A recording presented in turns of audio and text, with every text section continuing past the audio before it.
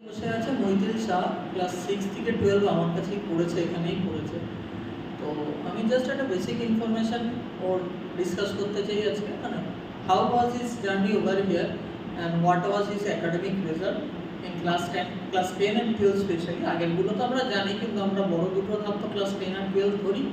সেই বেসিসে ওর রেজাল্ট এখানে কী হয়েছে, কী অভিজ্ঞতা, বেসিক ছোট্ট একটা ভিডিওর মধ্যে যেটুকুনি শেয়ার করা যায়। এক্সপিরিয়েন্স বা সম্পর্ক তো অনেক দিনের, প্রায় 7-8 বছরের উপরে হতে চলবে।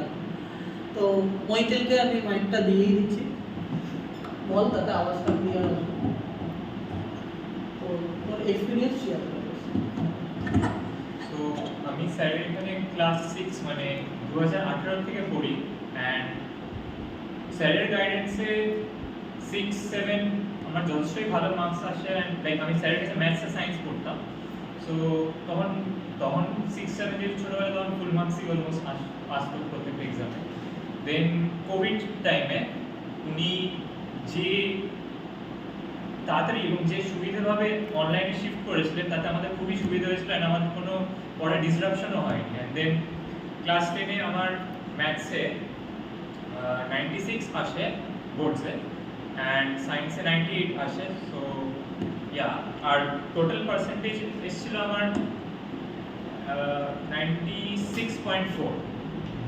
অ্যান্ড দেন 11-12 আমি স্যারের কাছে শুধু ম্যাথসটাই পড়েছিলাম। অ্যান্ড মানে ক্লাস 11-12 আমি ম্যাথসই করি, ও আমার কাছে ম্যাথসই করেছিল। এবং মানে অন্য টিচাররা এখন থেকে চালু হয়েছে, এখানে অনেক সাবজেক্ট পড়াচ্ছে। তখন আমি তো একটা ম্যাথসই করাই, আর অন্য কোনো টিচার 11-12 এখানে পড়াতো না। এখন যদিও পুরোটাই চালু হয়েছে, তো সেই হেতু ও আমার কাছে ম্যাথসটাই করেছে। যদিও ওর মা বাবার ইচ্ছা ছিল যে আমি ওকে আরও সায়েন্সেও হেল্প করি, কিন্তু আমি তো 11-12 সায়েন্সটা করে, মানে কোনো টিচারই মাল্টিপল সাবজেক্ট পড়ায় না। তো ম্যাথসটা করেছে। ও ম্যাথসে কী করেছে সেটা বল, ওভারঅল পার্সেন্টেজ বল। সো ক্লাস 12-এ আমার ম্যাথসে বোর্ডসে 95 এসছে out of 100, and overall percentage 94.6 এসছে। তো ওভারঅল এখানেই মৈথিলকে আমার বলা এইটুকুনি, আমি মাইকটা নিয়েই বলছি।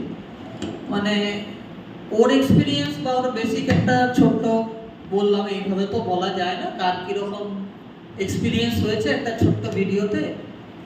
মানে he has been A wonder.